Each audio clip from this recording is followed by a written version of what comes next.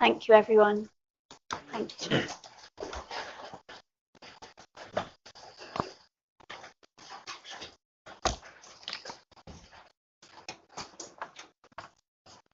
Okay, so now we move into the council meeting, please, and you will see from your agenda that the first item is to receive any apologies for absence and note the reasons given, please. Clark.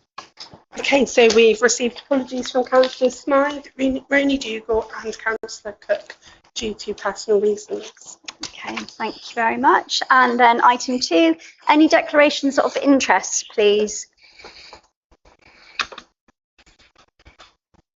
No, okay, thank you very much. And then to item 3, to approve and sign the minutes of the last meeting as a correct record. And I think, yeah, those are up on the board and councillors would have received these ahead of time. So starting with page 1.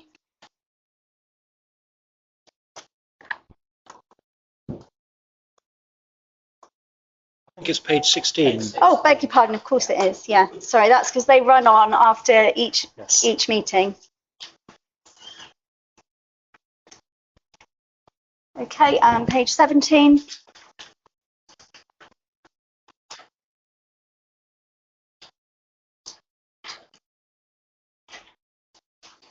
And page 18.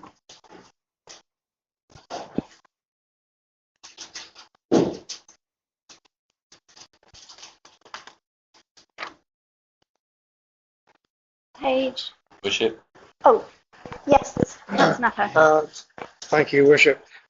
Moorlands Road on 60 is 1 O rather than 2, and it's very confusing because there is a Moorlands Road with 2 O's in street. So okay, which page is that? Sorry, Councillor Napa. It's 17. Page 17. Sorry, I'm going back. Yeah, going 17, 60. It's the second line down. Oh, item 60. Yeah.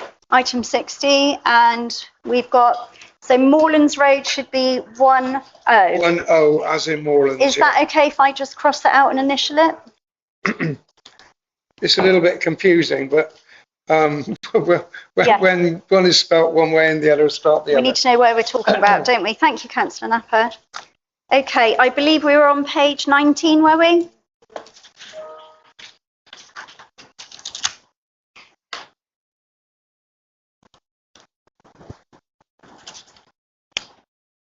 And page 20.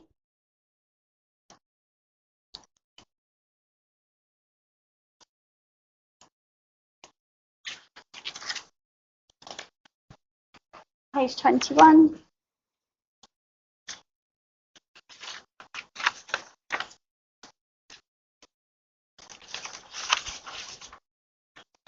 And page 22.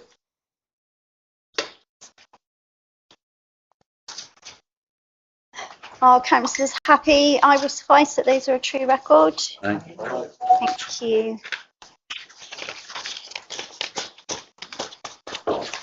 Thank you. Okay, item number 4, to receive an update on actions arising from the last meeting.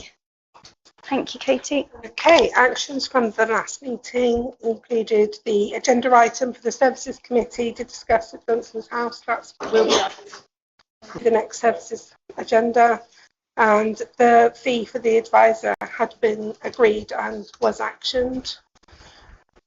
And the RFO and the clerk have made changes to the booking policy. Okay. All right, thank you very much. So item number 5, to note the latest crime statistics report for Glastonbury, and councillors should also have received that in their packs. And this is just for noting.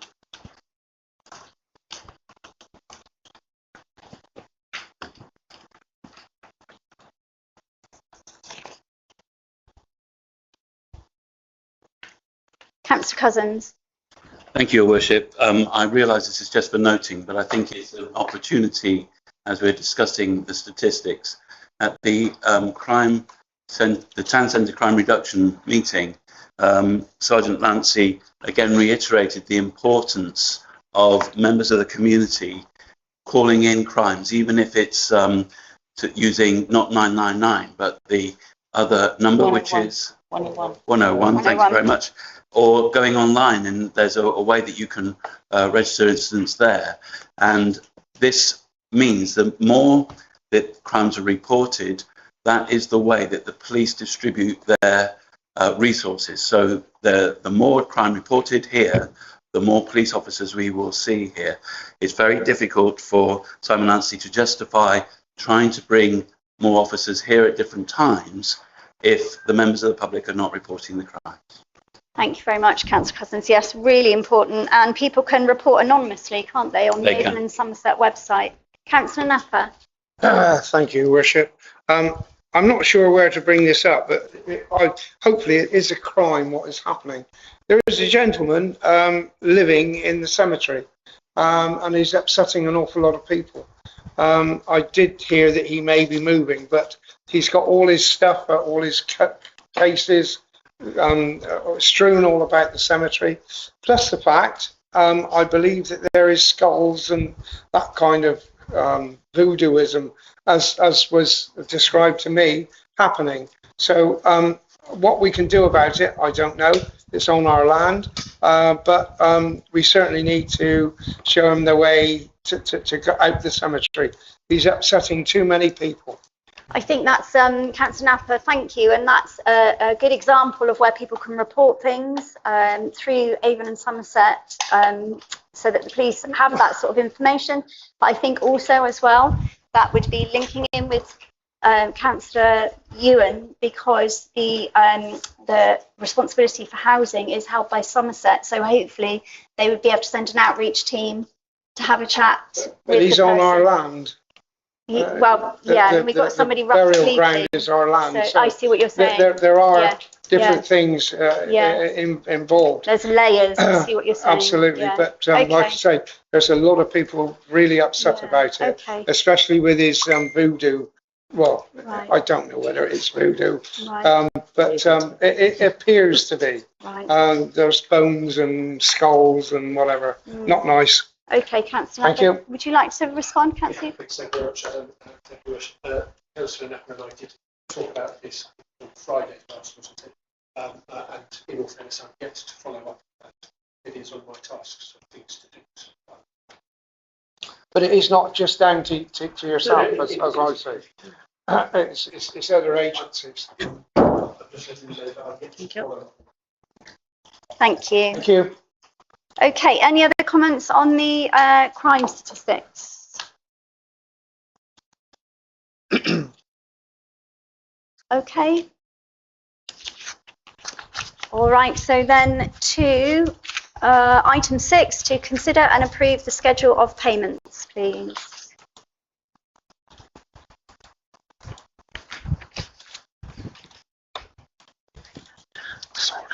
Sorted. And again, this is for noting. Sorry.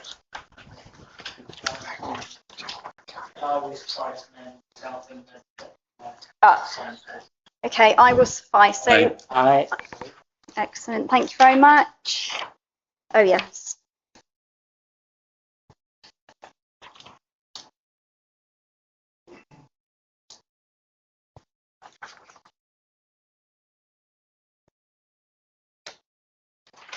Thank you. And then item 7, to note the budget monitoring report, please. You need that, do you? And the finance officer has provided some notes to go alongside, and I know some councillors have already asked questions. So, Councillor Napper? Can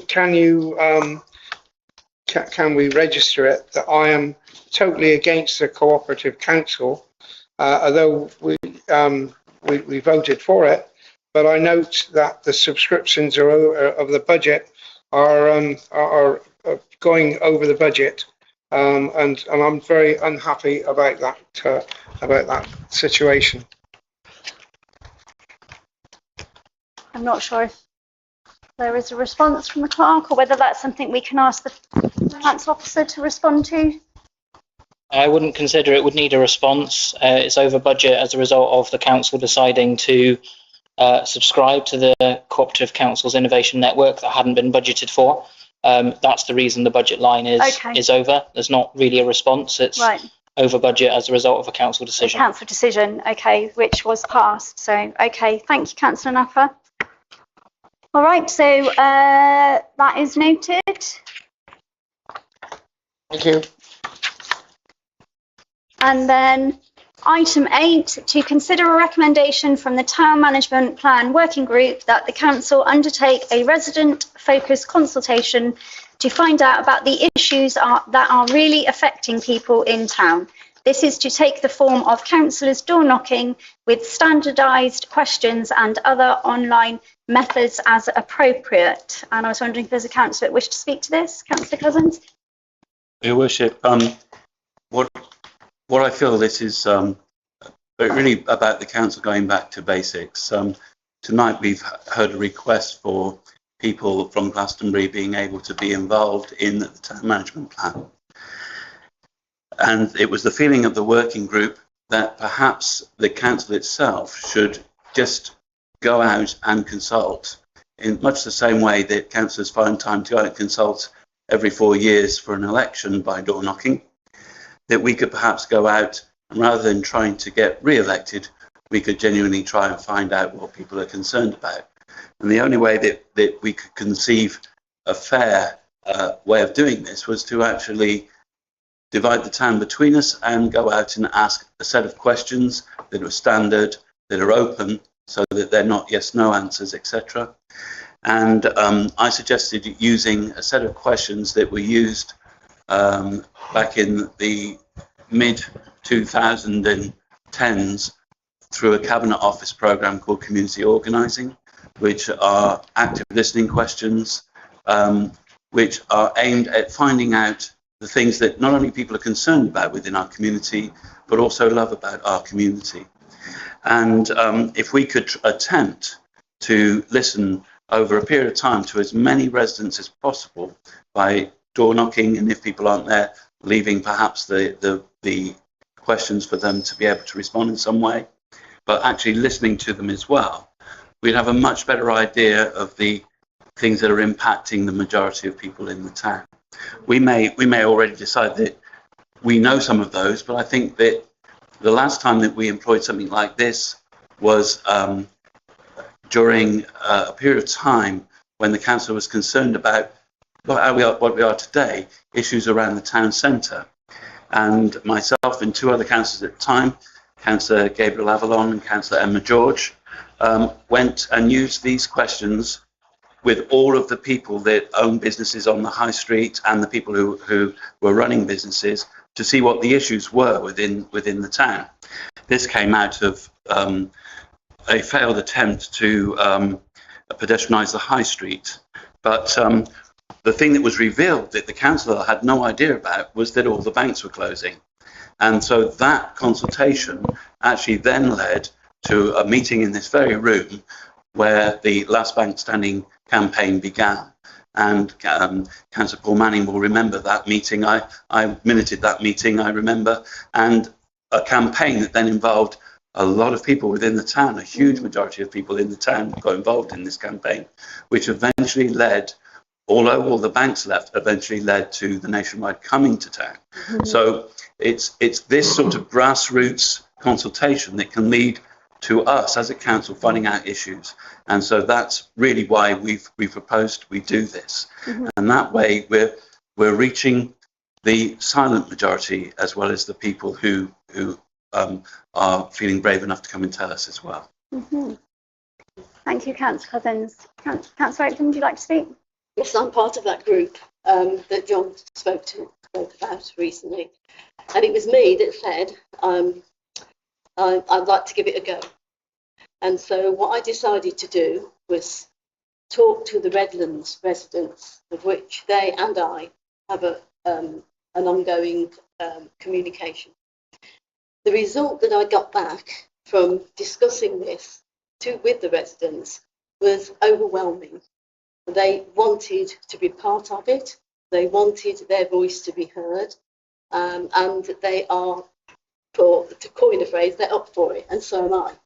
So if it means me going around knocking on doors, I'm happy to do that, because this is my last term here as a councillor, and it will give me one last thing to do for the town. And I think that why I chose the Redlands is not only do we have a good rapport between us, but also it's contained, it's little, and I can get round it, more or less. But also it's cross-party. It's people who rent, people who own their own houses, people who are unemployed, people who are employed, people with elderly people, we've got people with children. So it's a microcosm, if you like, of the town. And I think that I am definitely up for it. I've looked at some of the questions that were done previously. I think they're great. I think they need maybe tweaking to bring them up to date. But I think it will be an important thing to do. And at least we will get some understanding of what the people, the silent majority, do want us as councillors to do for them. I mean, one of the comments that I had from one person is, thank you for allowing us our voices to be heard, because we're often intimidated when we attend council meetings. And I think that cuts across a whole wide section of the community, that people we don't hear from. So yes, I'm up for it. I would like to do it. They've even, all the people have emailed me back and said they'll take the surveys round. They're quite happy to be involved in it. And I think it's well worth doing. It sounds stupid, but I actually care about my residents. They are important to me, and I am interested in their lives. And if I can do something, that sounds stupid at all. if I can do something that helps us, then I think this is one way of doing it. Thank you, Councillor.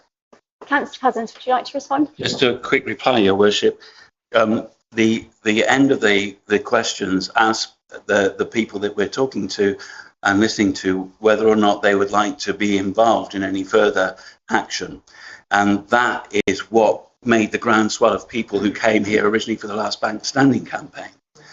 And if we could collect the information from those people, then that could feed into perhaps a steering group or a wider consultation group that could help us with the management plan. And therefore, we would be keeping a good selection of the community involved in that plan moving forward. Thank you. Councillor King. Thank you. I would just like to say that, yeah, I think this is an extremely good idea. I mean, I know that I've spoken many times about the fact that our communication with the town isn't great. Before I became elected, I did actually have some conversations with a few of the businesses in the town, in the high street, and they did actually say that they wanted the town councillors to go around and talk to them because they felt they weren't being listened to. But what I will say is that, I mean, I think there is a genuine reason for us to have some sort of concern, because if we are, say, individually going out and doing these surveys, I do have sort of concerns potentially for the safety of us doing this, because obviously if we're going out on our own and we're knocking on doors, if people perhaps are not, you know, we know that there can be hostility towards us in the town. And so I do have concerns about how that would be managed. Also, as someone with ADHD, I'd really like a fixed deadline to get it done. Otherwise, it will just float in my brain for ages and then nothing will happen. But I am very concerned about doing it. I think it's a really, really good idea. But I would like the security issues to be considered as to how we would manage that. Because obviously, you know, I would probably have to do this on my own. When I try and do leafleting and things, I do try and knock on doors. I do try and have somebody with me. So maybe we should pair up and do it. Thank you, Councillor King. Councillor Don Francesco. Thank you. So just replying, yes, I think that's a great idea, and I don't think we would do it on our own, same as leafleting. And also just team up with somebody else in your borough, and, you know, even sort of leapfrog different ones. But yes, definitely go in pairs. As a team of green people, I mean, that will tar my image. I don't think we're talking politics. No, I know. I'm just being silly. I don't mind. Don't mean it that. Councillor White. Thank you. Well, one other thing we could do is to have a table, like a stall, like in the market, with those questions on them, and so people who are sort of like at work or whatever, they have an opportunity to come through. that way. Thank you. Councillor Bandy. I'm also part of the working group with Councillor Oaten. I also think it's a great idea. The hope was we would all be up for, or most of us would be up for taking part, just because we all go to when we're in touch with different parts of the community, different wards and different people. So it is a very open invitation. I will just mention that we did consult the community as wide as we could in the community review in 2024. Question 5 was, what do you love about living in Glastonbury? We got 422 responses. Question 6 was, what are your main concerns? So that's 2 years ago, but we can at least kind of bring it up to date. But we do have that fairly recent information. Just for your information, the main love was Glastonbury is close to the countryside and it's got lots of local history and heritage. The main concerns, surprise, surprise, is antisocial behaviour, drugs and homelessness. Thank you, Councillor Bandy. So one more thing, in the working group we were hoping this could happen in September and October, to answer Councillor King, just to give us time before Christmas to come back together as a working group to consider it. Okay, so is that a proposal? Yes? Well, Your Worship, if there's no more debate, then Yeah. Is there anybody who wishes to speak against?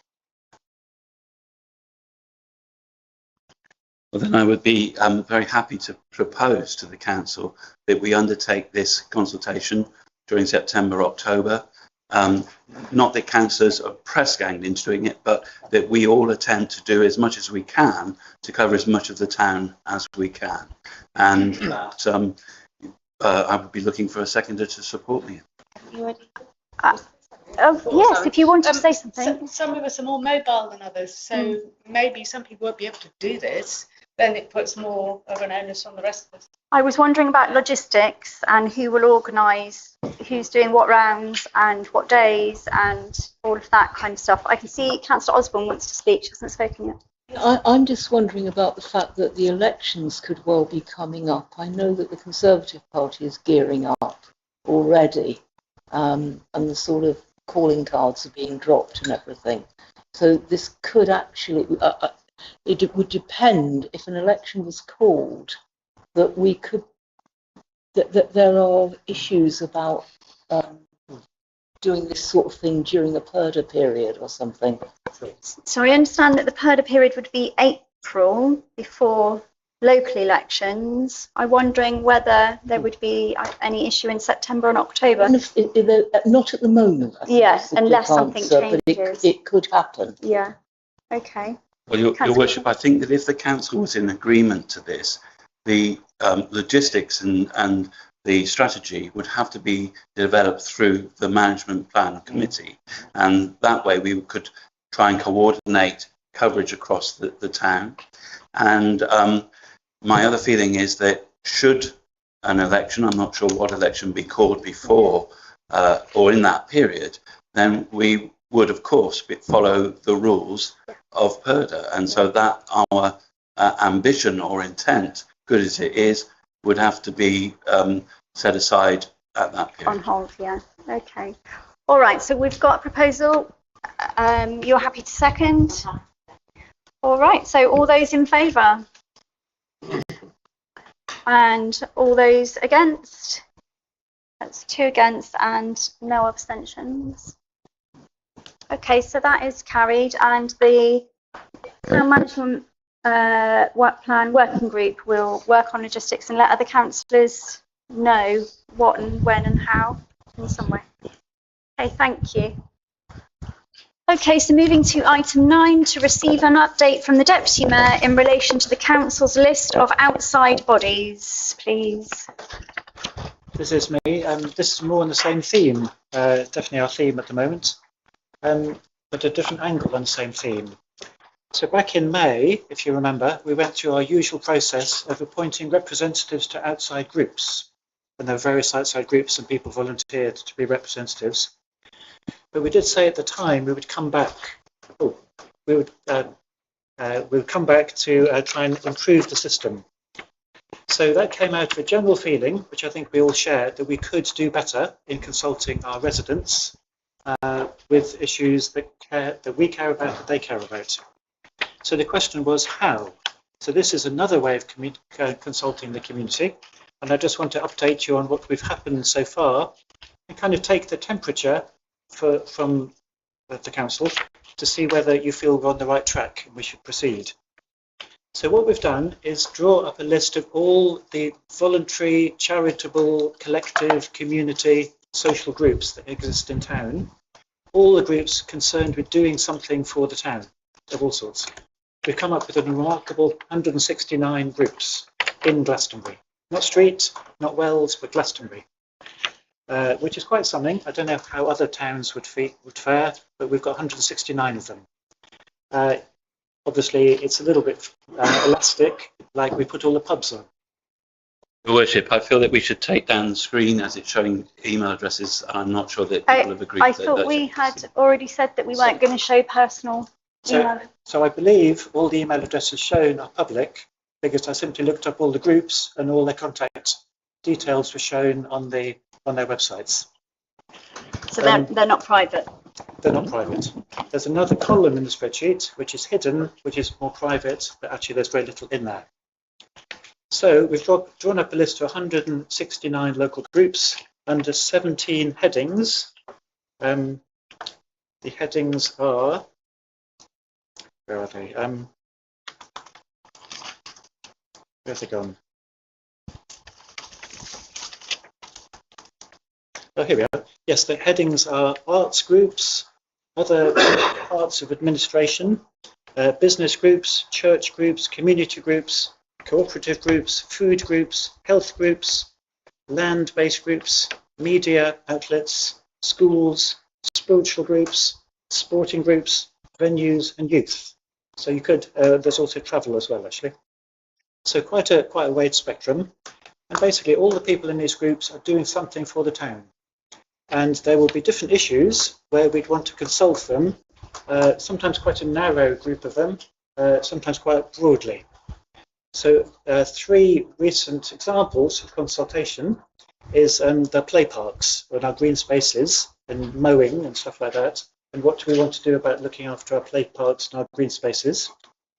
Another one is the town management plan, obviously feeding in people's views about that.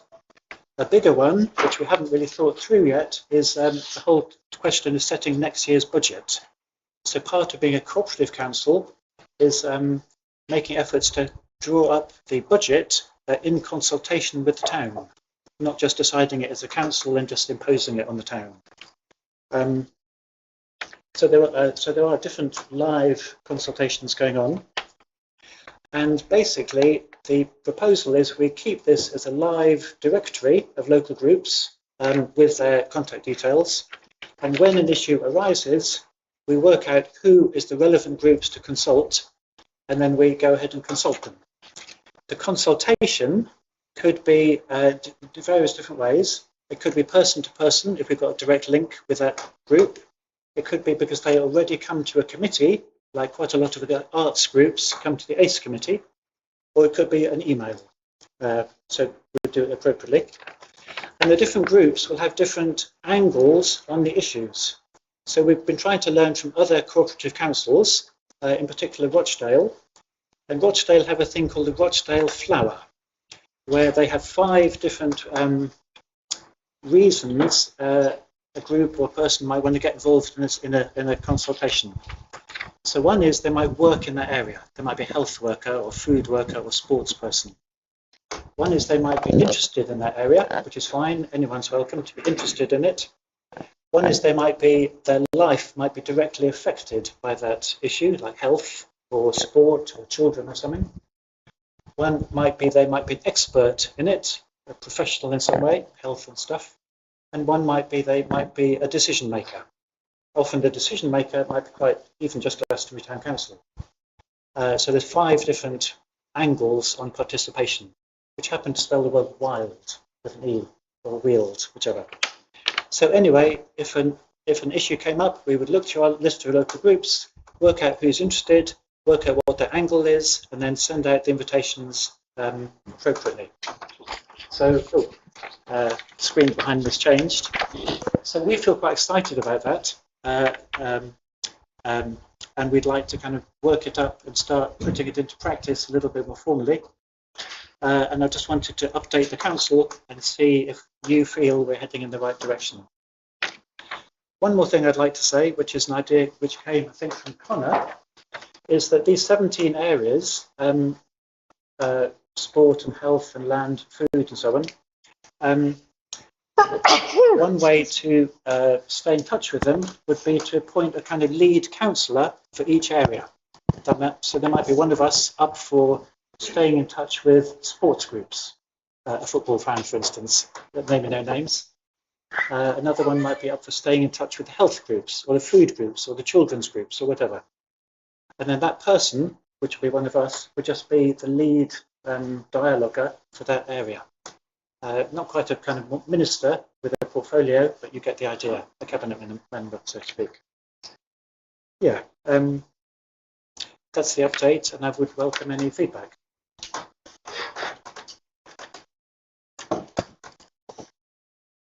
Councillor Henderson? A little bit of feedback. I just think it's a really good idea. I think it's something we've kind of talked about on and off over the years, but I think actually formalise it and get it up and running in a sort of official capacity is a really good idea. Okay. Councillor Don Francesco? Oh, sorry, Councillor Manning, I didn't see your hand. I think it's an incredible piece of work that you've done. Yeah. I used to live in a parish where we used to publish, this is going back many years, where we used to do things with paper, but we used to publish a newsletter once a year.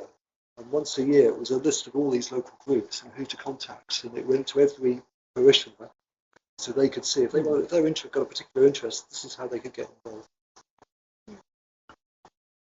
Councillor Don Francesco? Thank you. Yeah, no, I just wanted to endorse this as well and just say it's just one of the ways that being part of co-op councils will actually help us by giving us education and parameters in these things. And also to say that since lockdown, we have pretty much lost a lot of our volunteers' network. That's the understanding of them. A lot of our volunteers burnt out, and we don't really have connection with them anymore. This is a great way of stitching it back together, I think. Thank you. Okay, so I think there's... Oh, Councillor Ewan. If I may, Your Worship, I just wonder, now that we're almost at that point of publishing the, dare I say it, the town development plan, neighbourhood plan, it might also behoove us to try and do linkages into that to actually then deliver on the neighbourhood plan. Councillor Cousins? There's no delivery on the neighbourhood plan. The neighbourhood plan creates planning policies. I think this is a thing where a lot of people have misunderstood the purpose of the neighbourhood plan. It's not a plan that the town council is going to deliver. It's a set of planning policies that have been developed with the community over a long period now, which will become planning legislation if it goes through. And then whenever anybody wishes to develop in the town, those items, those policies will have to be adhered to get planning permission. And so it's not a town plan, it's a neighbourhood plan. Thank you for that clarification. Yeah, Councillor Osborne. I was just going to say that this thing of using external organisations, I think we should have a sort of newsletter thing about it, but also they should be on our website, which have a list of all of them. And it's actually a much more useful way, rather than going around knocking on people's doors. And I can assure you I've done a lot of door knocking on my own as a council candidate. Most of it's a waste of time. I mean, we have a thing on the phone that we can kind of get people's responses, and they are immediately kind of analysed. What we're suggesting before is so time consuming, whereas if you get people through their interest groups, that is where you will find people who are prepared to actually speak up.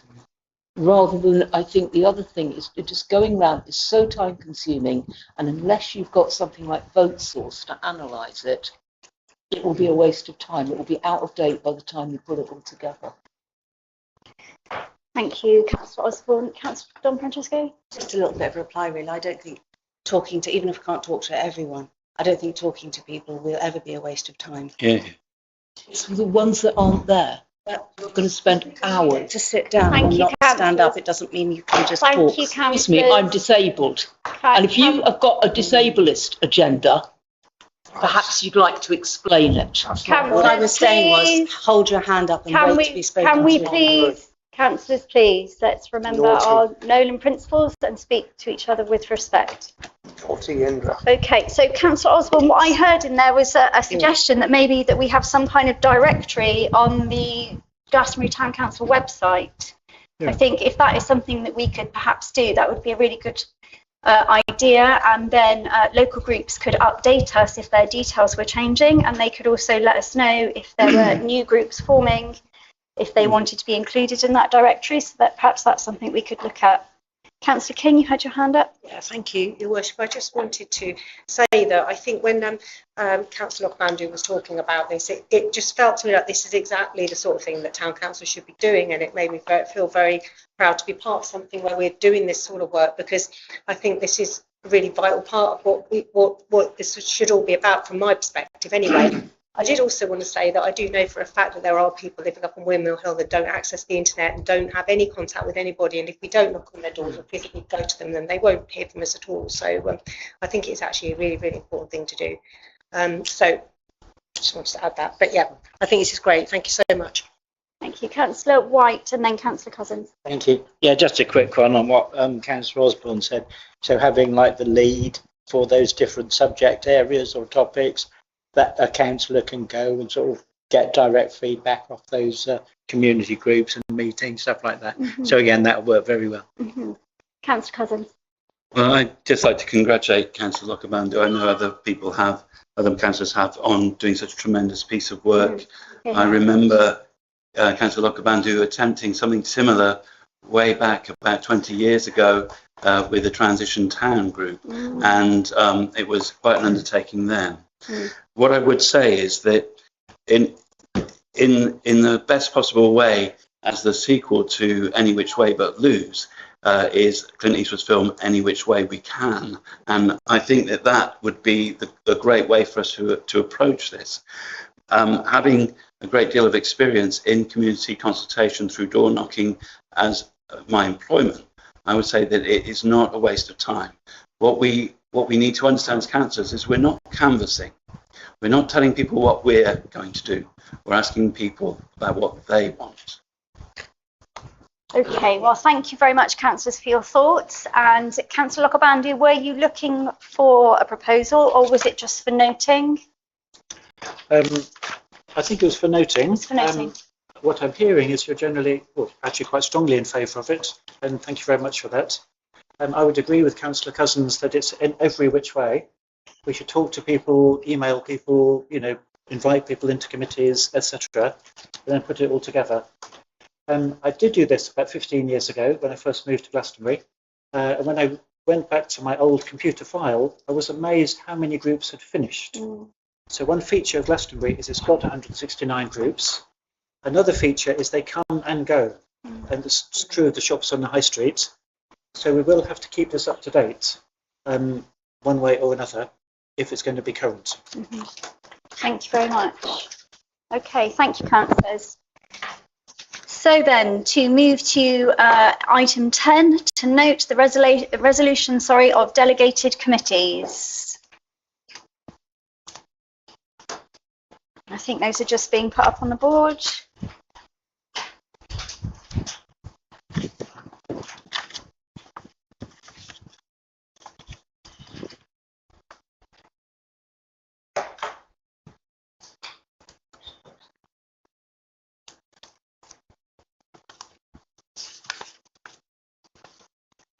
Councillors, these are just for noting, or councillors would have received these in their packs? Just for noting. Just for noting, yeah. Noted. Okay, and so then,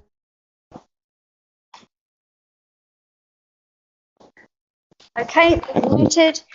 So now to move to item 11, to receive updates from advisory committees and consider recommendations for decision. There wasn't any. There were none. Okay, thank you. Reporting incidents and crimes.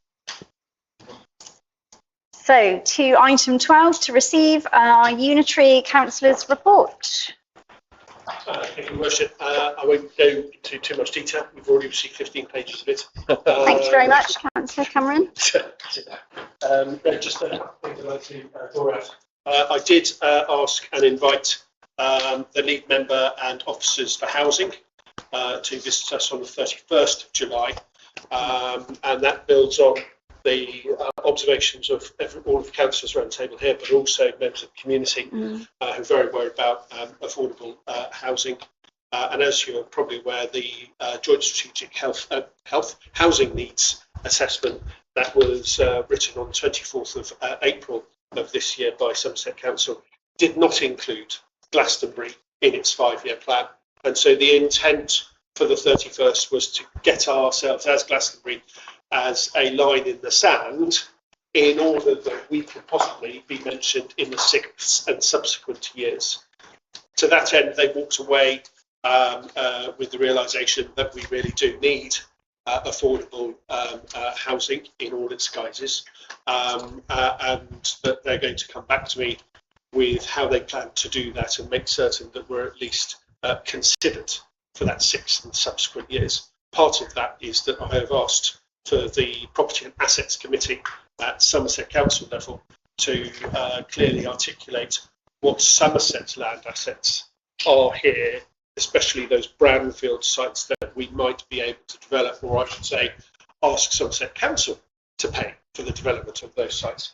To that end, we are also going to approach the government specifically around homelessness. And as everyone knows, circa 300 and I think it was 40 million or 25 million was announced by the government by Andy Burnham to try and resolve homelessness across the country. So what I've sought is that we're actually considered as part of that initiative. Again, no promises or anything. Final one from me. You do have an update on the TROs. There are 2 new TROs that I've put onto the pack, which I'd like to bring forward to the next meeting, but that's in advance. The one thing on that I'd just like to bring to everyone's attention. The coursing batch numbers, the speeding going through there is quite astonishing. And if you look at the bar chart that I've provided, it shows that, the average speed is 27 miles an hour. Brilliant, but not meeting our 20 mile an hour speed limit. And that we have at least 1,005 miles an hour. The top speed was 70 miles an hour. I'll bring those to council next time round. Thank you. So I've got quite a few hands up. I didn't see who was first. Should we go with Councillor Henderson? Well, I think either Indra or John just before me. Yeah, Councillor John Francesco. Thank you very much. Do we have any data to suggest that whether the vehicles that are speeding are commercial vehicles, private vehicles, cars? Because I know from living on that road, those lorries wallop it through. There is no way, especially first thing in the morning, that might not be the time where the speed cameras are. Your Worship, the data boxes, all they take is the laser speed, so they can't determine the type of vehicle. What vehicle? Although we have plenty of footage, video footage of speeding large vehicles. Councillor Cousins. Thank you very much. Thank you for your report. With the coursing batch speed limit, 20 mile an hour speed limit, my memory is that changes from a 40 to 20. I think that this is part and parcel of the issue. I have never quite understood why there isn't maybe half a mile's worth of 30 mile an hour, so that the people who are driving who don't know the road are merrily doing 40 and all of a sudden they're in to 20, and of course that might mean that for a period of time they're breaking that speed limit. If the speed limit reduced to 30 before it got to 20, then I think that the amount of speeding might reduce, especially as that stretch there is quite a long stretch. And if you had a speed camera there in the 30-mile-an-hour limit, it might make people think twice. My question is, are the majority of the speeders those folk come driving into town? Because I think it's quite hard to actually get to some of those speeds if you're going up the hill out of that tight area there. So I imagine that this is where the problem is originating, and would suggest to the county council that a 30-mile-an-hour limit, not shortening the 20, but extending where the 40 is right down towards almost the bend there, would be probably a useful thing. Councillor McDougall. Well, I'll just speak from experience. Coming out of town from the Beer Lane roundabout to the corner, if there's a free road, and that's usually when they do the speeding, most certainly they're speeding coming out of town. I'll just add that. Councillor Much. Your Worship. I think one of the best ways of stopping people speeding is to make them feel good when they fall into line with the law. If everybody's like me, you think, yes, there's a picture there with the speed on, and I want it to say thank you. It's psychological, but it's very effective. I mean, I think this came up some years ago here, and I hope this doesn't sound misogynistic, but if you had a picture of WPC looking stern, and then she smiled at you. That worked for you. It worked for me. But the thing is, speeders are typically young males. I'm not typical in all of those respects, but they're the problem mostly. And that would be the most effective. And you had a crowd of them in a car. So, go, get the speed down, I want to see a smile. It would work. And sometimes the simplest things work on the mind. Thank you for your reflections, Councillor Much. Councillor Henderson. Those speeding figures, are they actual No, totally not fair. by the police, or are they just data by the speed watch the volunteers? Right, that's what I thought. There's been quite a presence of police speed cameras outside the cemetery lately. I mean, they quite often park on that stretch, which is nothing wrong with that, but I think they'd be better using their time better if they were actually to go up Coursing Batch, exactly where John says, and catch those people coming into town, because they do fly down that hill. I think that we should suggest that they will write to Sergeant Lancy or whoever. I think that'd be really good. And the other thing I was going to mention was clearing the pavement on the bypass of the creeping vegetation that can sometimes completely obliterate the pavement, because that is used by, as well as walkers and runners, it's used by pushchair owners, prams, blah, blah, blah. I've noticed that has been done recently, which is really good, but that vegetation does creep back over pretty quick. So please keep on top of that, whoever does that. Fantastic. But I've noticed, if you're heading towards the roundabout by the hospital, as you go around that corner and approach the entrance to St Dunstan's Park estate, that doesn't seem to have been touched at all. And where that bus stop is, that we're proposing to put a bus shelter, that vegetation is right out in the pavement, and it seems for some reason they've kind of got to the roundabout and stopped their work, and it's actually, it's quite high and it's quite billowing out over the pavement. So if at some point that could be addressed as well, that'd be really good. Thank you very much. Yes, Councillor Cameron. Thank you, Worship. So all of this was collected through the speed data camera, and it does provide a little smiley face on it, and it says thank you. So if you're already speeding, it's not effective for you, Councillor Ian. I won't go into gender specifics. What I can say with regard to overgrown pathways and verges, etc., please do report it through the normal process. If the county council has not completed it within, let's say, 20, 30 days, let me know and I'll chase up. Thank you very much. Thanks. So, Councillor King, Councillor Napper and Councillor Cousins. Thank you, Worship. Yeah, I was just going to say that because obviously, as was very much publicised during my campaign, I do live in Shepton Mallet, so clearly I drive along that road quite a lot.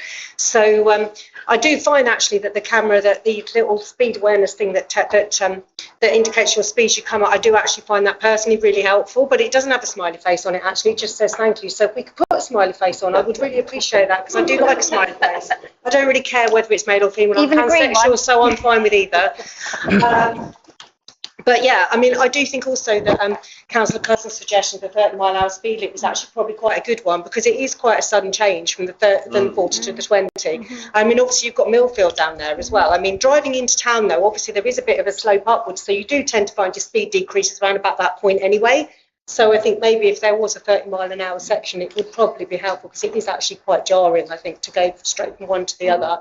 So I would really support that if that was something that we were able to get enacted. I think it would really, really help. But yeah, the little camera thing there, that is really good. I'm glad we have that awareness thing there, because it does make me think, oh God, yeah, I'm doing 27 miles an hour, I need to slow down, and it helps me. So I'm sure it helps other people too. So it's good we have that. Thanks, Councillor King. Councillor Napper? Thank you, Worship. Out on Street Road, there is a zebra crossing.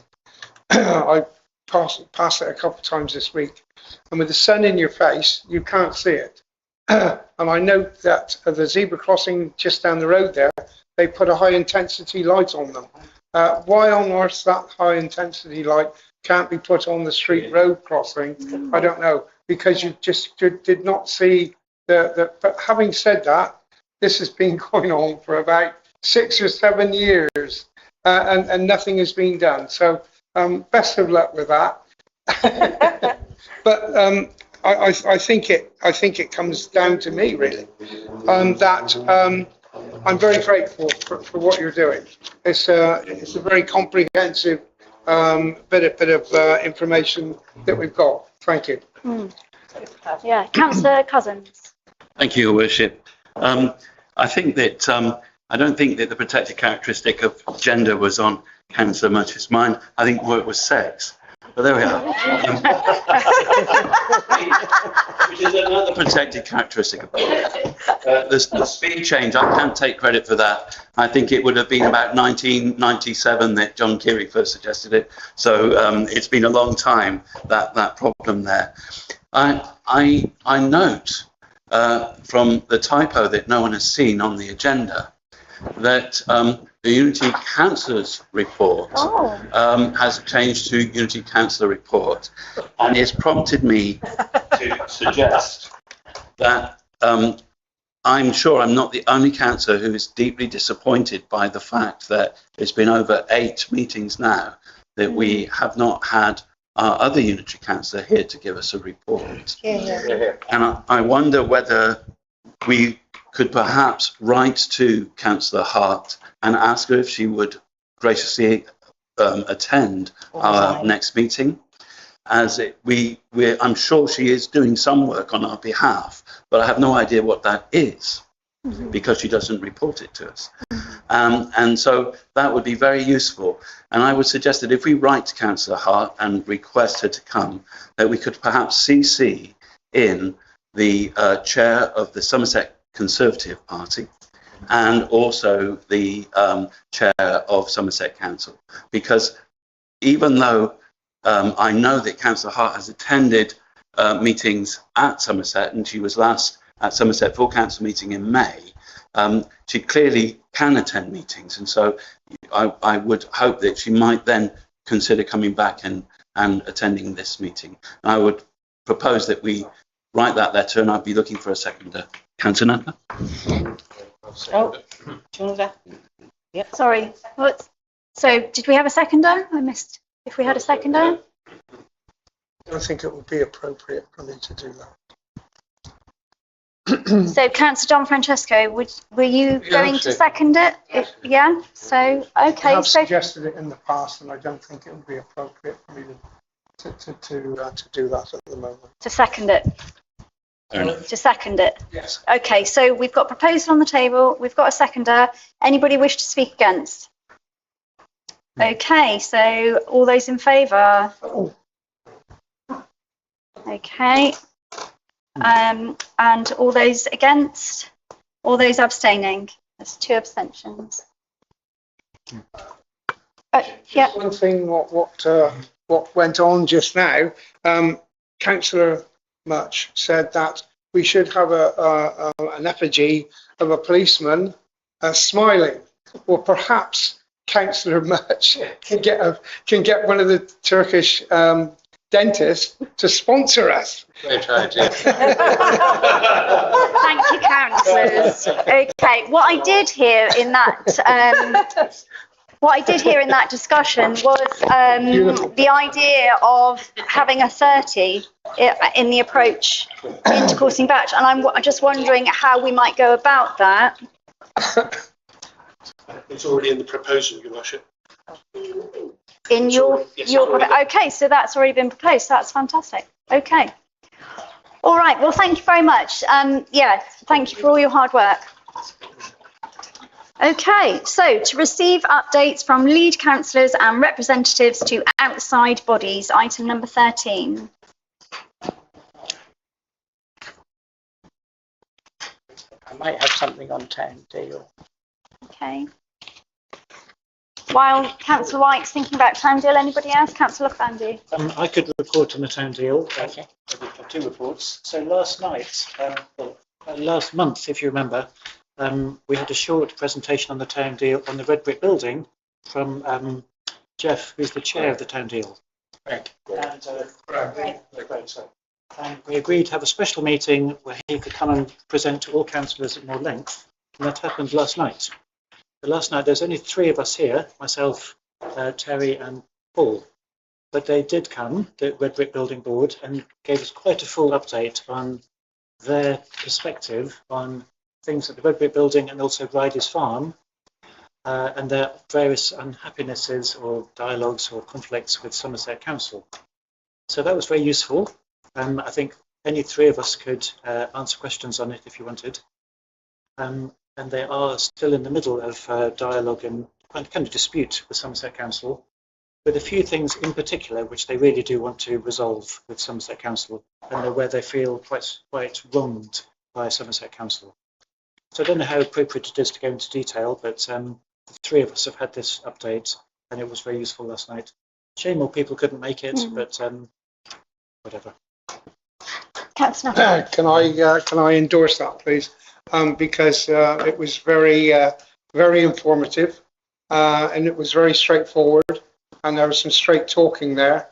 And for me, I'm really afraid that maybe the 4 or 5 people that are on the board of the Red Brick Building, they could be.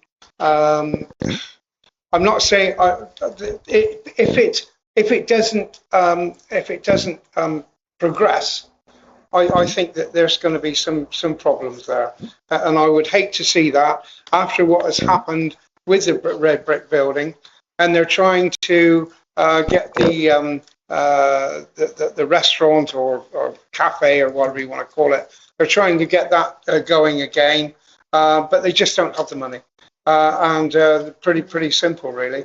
But it would be a great shame to lose that. But where the finance is coming from, I do have an idea, but I don't know where it's actually coming from. But it would be, like I say, a great shame to lose it. And it does look, I'm sorry, it does look as if where they're not getting much help from Somerset Council, which you probably know anyway. And hopefully you'll be fighting in that corner. But yeah, it's not coming together very well at all. Thank you. Thank you for that update. Councillor Manning. Sorry. Just all right. Just briefly, would it be too much to ask them, do we think, if they want to condense and maybe come to council and do a 3-minute talk about maybe some of the bigger issues, so that we can all have a bit more? Do you think that'd be too much to ask them? Is that not what they did last full-time council meeting? Oh, I wasn't here. Yes. Yeah. Okay. Councillor Manning. I was just going to add to, as I was one of the other ones who was there last night, and I felt it wasn't just the lack of money that was stopping a restaurant or a cafe coming in there. It was actually all the uncertainty. There's so much uncertainty, and and a lot of it is due to the actions of Somerset Council as to what their position actually is, and it's that uncertainty that is stopping somebody saying, "I'd like to put a cafe or a restaurant in there," because the building could be shut down in a couple of months' time. That's the issue. Okay. Michael. Oh. Do you want to answer that? Oh. Yeah, thank you. So, main thing with the town deal board, we had a board meeting on 31st of July, and I brought to people's attention that once again, we're at the point where we've only 8 months left of the town deal. And so I've said, so we were there until government extended it by a year. I said, anything that needs to be doing, let's focus on delivering those last few. So the Bride's Mound is very close, waiting for a date on that. Bailey's has just opened, as we saw. And then the other thing is there's a sort of process where things can be extended one more year, but if the contracts are signed, so this might be something like the enabling project and sort of meanwhile side sort of that. But all of that needs to be in place by 31st of March next year. And so I've said, let's concentrate on delivering. If there's any spare money in any of the projects, let's sort of put it where it can do work. All of that will sort of unfold. We might have an emergency town deal board meeting later in the month, and then another one in September.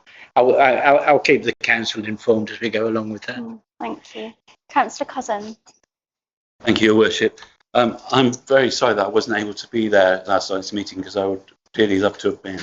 I have to declare I am a shareholder with the Red Brick Building. I'm also on the Town Deal Board.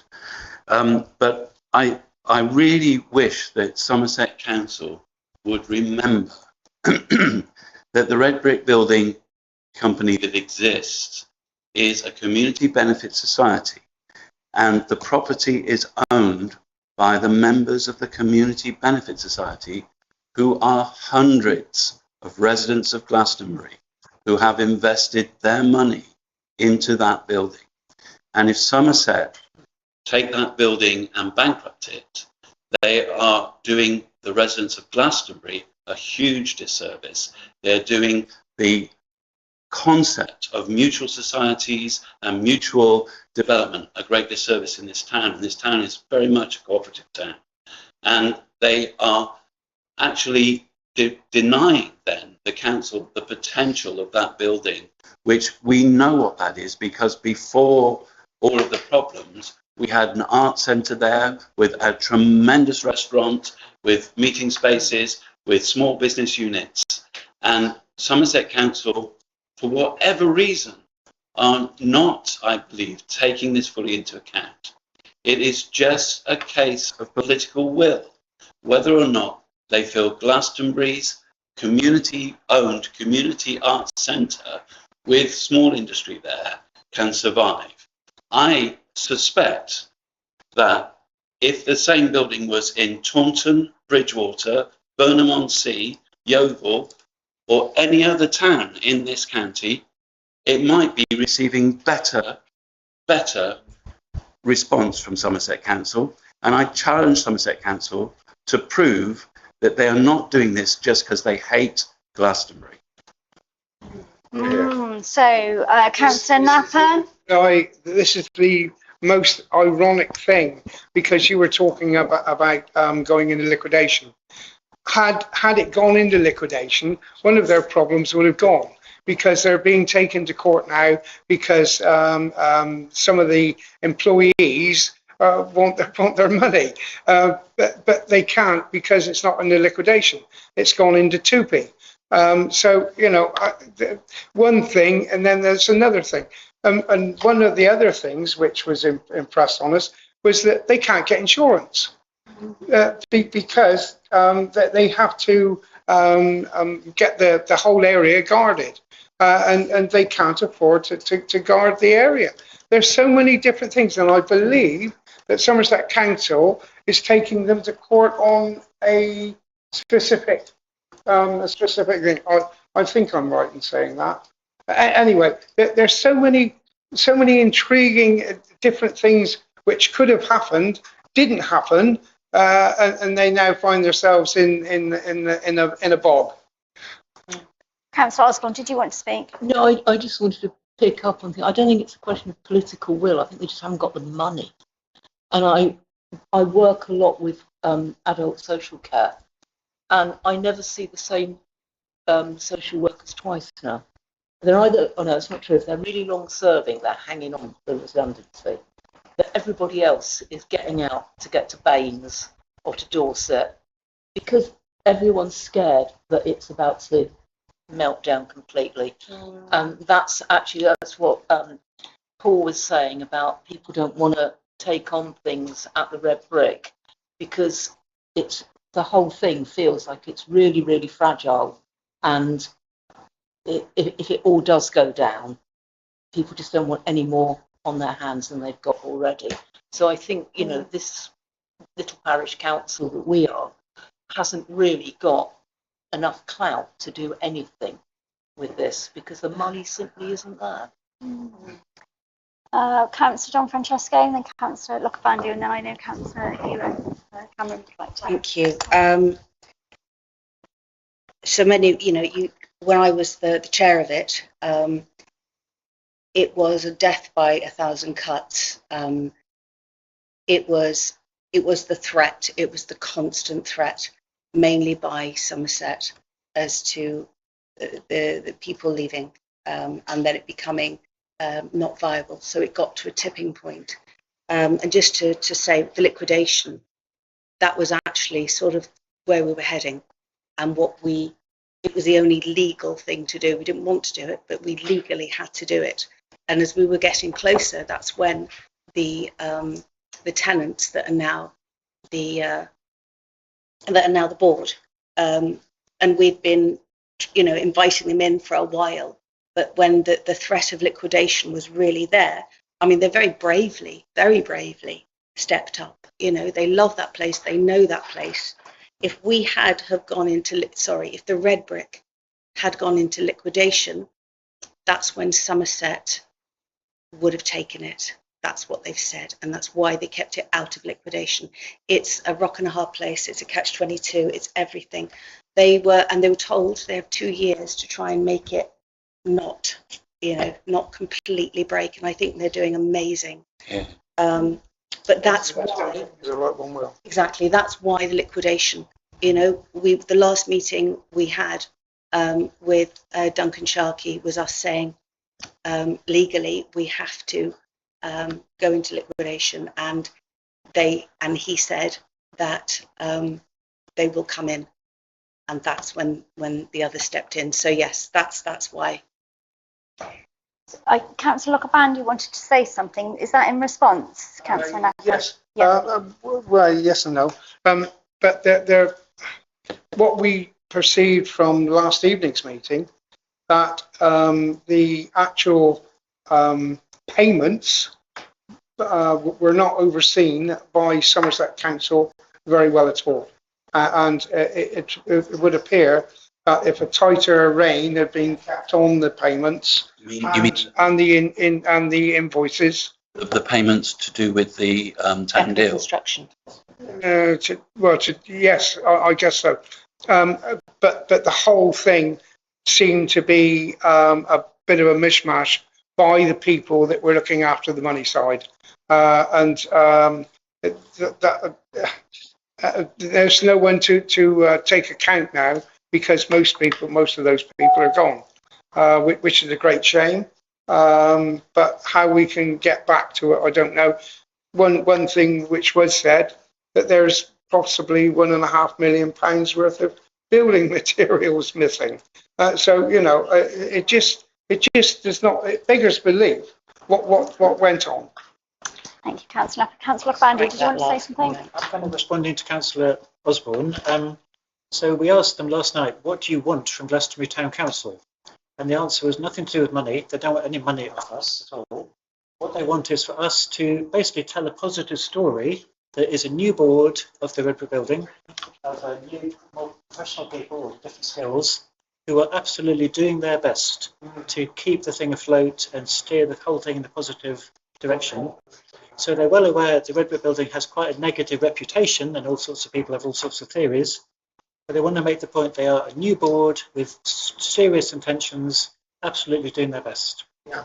They also accept that they're not going to get any more money off Somerset, so money doesn't come into it with Somerset.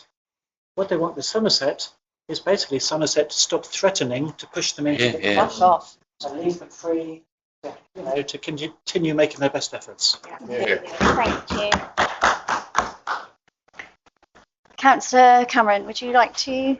Yes, I'm not responding on behalf of Somerset Council, but I just wanted to put that positive note out there.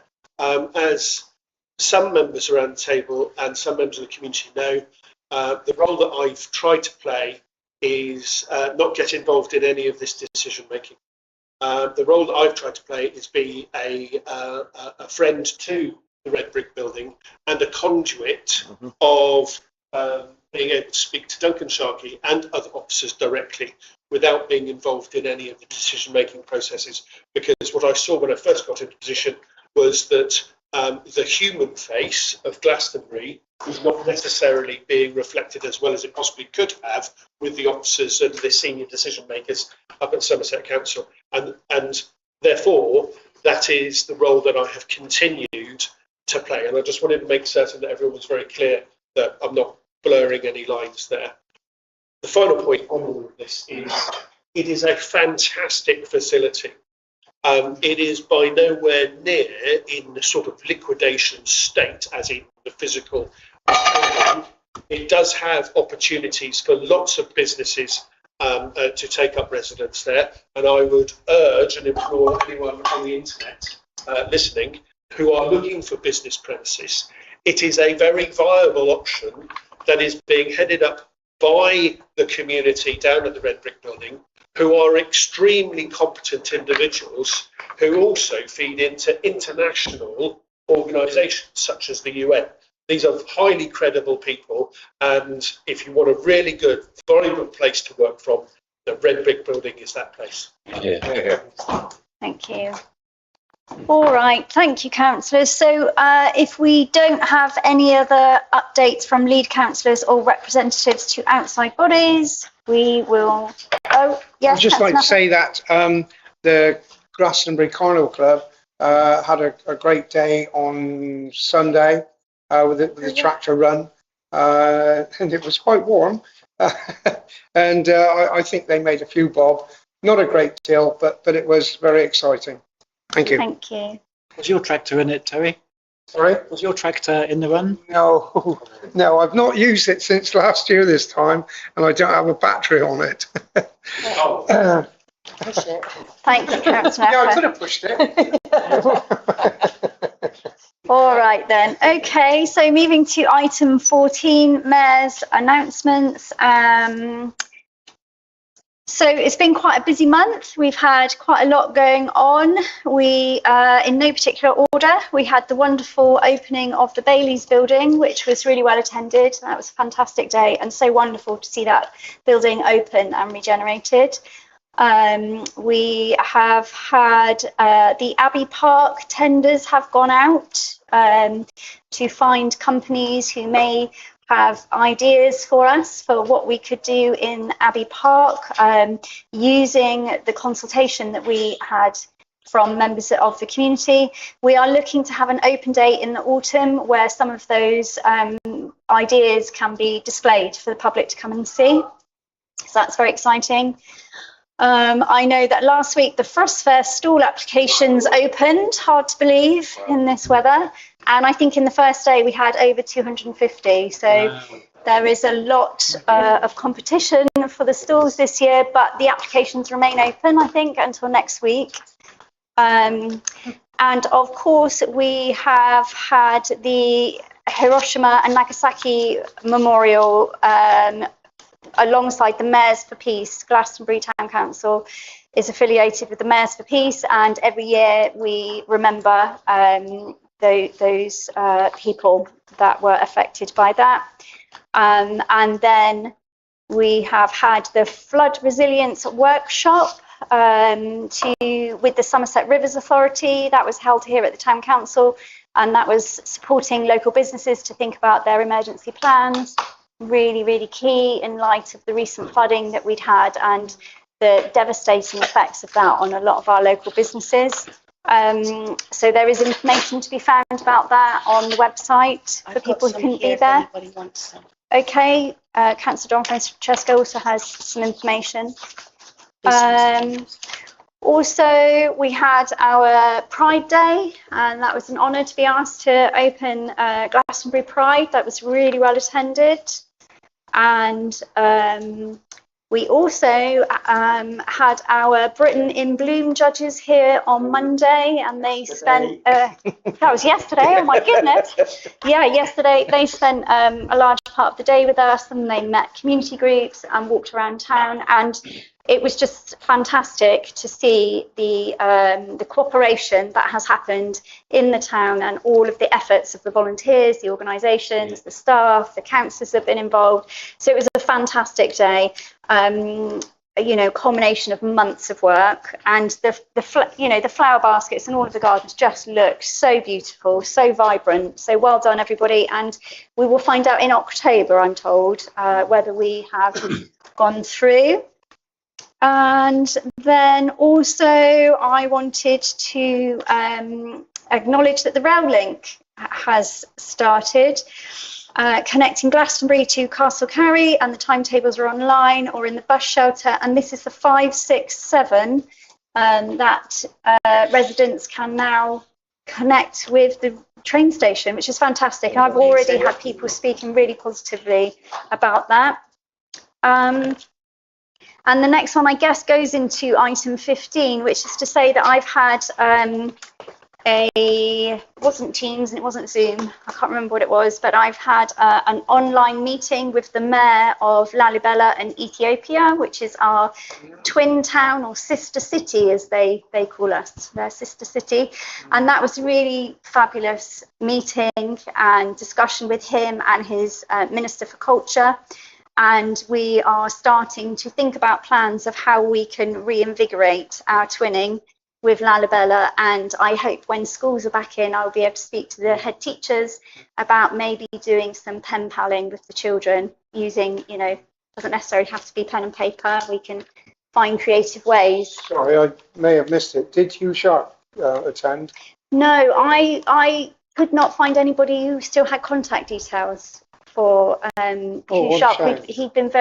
He'd been instrumental, hadn't he, in setting up. He was very active in that. The original twinning, yeah, but I did not have those contact details. Oh, what a shame. So if you knew how to get in touch with him, we would love to update him. Councillor Henderson? My stepmother's still in touch with Hugh. She visited him only about a month ago. Oh, really? So I'm sure I could find a phone number. That would be amazing. Yeah, it'd be really lovely to let him know that we're trying to re-engage. So, Councillor Cousins. Well, thank you, and how brilliant that is.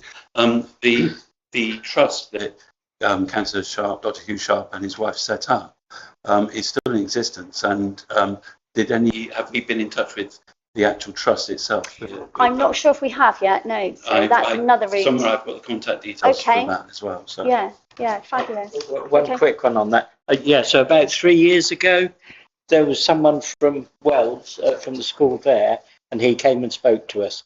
And then Connor did send us an email link. Apparently Hugh Sharp is in Cornwall or somewhere. I don't believe. Yeah, I don't believe in the best of health. But we did have one link in with those people in Wells, and they had taken like school students to do work in Lalibela and the region. So there's still a link in there. Okay, I can speak to Connor about that. Okay, I know Councillor Manning wants to say something, and then. Sorry, briefly just to say that Hugh Sharp just keeps popping up on my Facebook as people I may know. So well, there you go. Neil Johnson is. Yes, that's a fella. Yes. Have you? Okay, that would be fab, wouldn't it, to join everybody up who's been involved before and let them know that we're trying to create something of that twinning again. Okay, and I think that was all of the things that I just wanted to say have been happening over the last month. It's been very busy. And we haven't received, that I'm aware of, any other correspondence communications, and I don't have any other announcements other than to say that the Southwest Cooperative Development Trust will be having a full 3-day workshop in Taunton on the 20, I don't know if I've written 25th or 26th, Joe. 25th, thank you. And that is for anybody who is interested in the cooperative movement or becoming a member or starting their own co-op. And details, I think we're going to try and put them on the Town Council website, but also Joe Joseph is happy to provide those details for anybody. Okay, so then that's 14 and 15. So item 16, to consider any items for news release or the quarterly newsletter, and our most recent quarterly newsletter has just gone out, our August/Lammas quarterly newsletter, and if you haven't read it yet, I would really urge you to. It's fantastic. It's really colourful, and I think it showcases a lot of the really good stuff that's happening across our town. So that's on the Town Council website. There's a link to it on the Facebook post, and I don't know if we do have hard copies in the GIC, but it might be nice to have a few hard copies in the GIC for people that don't have access to the internet. Does anybody have anything that they think we should have as news release this month at the moment? Councillor Don Francesco? Do we want to put out that we'll be door knocking? Do we want to put out about the door knocking, or do we want to put out about the consultation? Is it anything we can? Yes, anything actually that we can send out for now, either to expect us or the green spaces. But yes, some kind of summary maybe of those things and the work that was done with the green spaces. So I'm wondering who would like to take the lead on writing a little something that could go out on the socials, or? I'd be happy to. I'll Yeah. check it with you and check it with Conor and Katie. Okay. All right. Thank you, Albie. All right. So please, item 17, to review actions arising from the meeting. Yep. So we've got to put the directory onto the website, inform the town management working group of the recommendation agreement, to write a letter to Councillor Hart, and to put the 2 TRO's recommendations for the next agenda. Thank you, Katie. Yeah. All right. And then to note the date of the next ordinary meeting, which is the 8th of September. 8th of September at 7 p.m. in the council chamber. And with that, I declare this meeting closed. Thank you very much, councillors. Thank you. That's an early too. Record. Message Neil. Oh, have you? Okay, great. Used to be on any particular So Neil is the chap in Wells who has links to Lalabella. saying that to me